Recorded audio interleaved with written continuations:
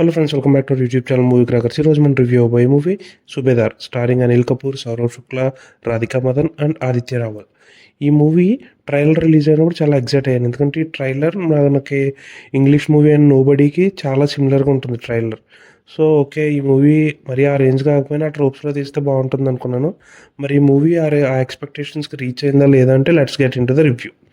ఈ movie story విషయానికి వస్తే, హీరో అనిల్ కపూర్ క్యారెక్టర్ ఒక రిటైర్డ్ సుబేదార్.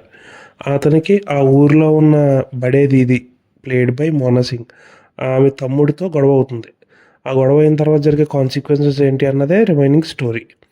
ఈ మూవీ మనం నోబడీ చూస్తే, నోబడీలో ఒక ఆ బస్ ఫైట్ ఉంటుంది కదా, అక్కడ వరకు హీరో క్యారెక్టరైజేషన్ని చాలా అణిగిమణిగి తొక్కు ఉంచుతూ ఉంటారు. ఆ బస్ ఫైట్ అయిన దగ్గర నుంచి హీరో క్యారెక్టర్ అవుట్ బర్స్ట్ అయిపోతుంది. ఇంక movie out and out action మోడ్లో వెళ్ళిపోతుంది అనమాట.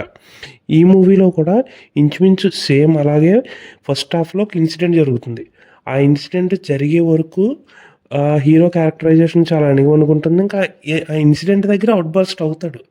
బట్ ఆ తర్వాత మళ్ళీ అవుట్ అండ్ అవుట్ యాక్షన్ మోడ్లోకి వెళ్ళిపోతుందంటే కాదు. అది ఫస్ట్ హాఫ్ మధ్యలో జరుగుతుంది, మళ్ళీ తర్వాత డల్ అవుతుంది, మళ్ళీ ఇంటర్వెల్ దగ్గర ఒక హై ఇచ్చే మూమెంట్తో ఇంటర్వెల్ పడుతుంది. ఇంకా సెకండ్ హాఫ్ మనకి అవుట్ అండ్ అవుట్ యాక్షన్ మోడ్లోకి వెళ్ళిపోతుందా అంటే లేదు. చాలా డ్రాగ్ అనిపిస్తుంది second half compare to first half. అంటే చాలా వరకు స్టోరీయే జరుగుతూ ఉంటుంది మనకి. ఎక్కడ కొడతాడు, ఎక్కడ కొడతాడు, ఎక్కడ కొడతాడు అని ఎక్స్పెక్ట్ చేస్తుంటాం. బట్ అది ఎక్కడా ఉండదు. మనకి క్లైమాక్స్ వచ్చేస్తుంది. క్లైమాక్స్లో కూడా ఒక క్యామియో వస్తుంది. ఆ క్యామియో వచ్చి కొడతది తప్ప అనిల్ కపూర్ క్యారెక్టర్ అన్నది అక్కడ కూడా లెగదు.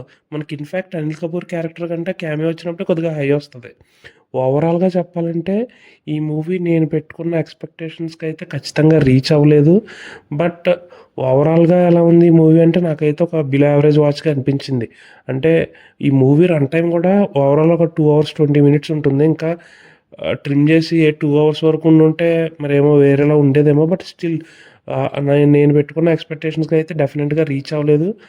మీకు ఇంకా ఏ మూవీస్ లేవు, ఏదో టైం పాస్ చేయాలి అంటే ఏదో పెట్టుకొని చూడొచ్చు. కానీ ఓవరాల్గా మూవీ క్రాకర్స్ ఇచ్చే రేటింగ్ అయితే మాత్రం it's a below average watch, 2.25 out of 5.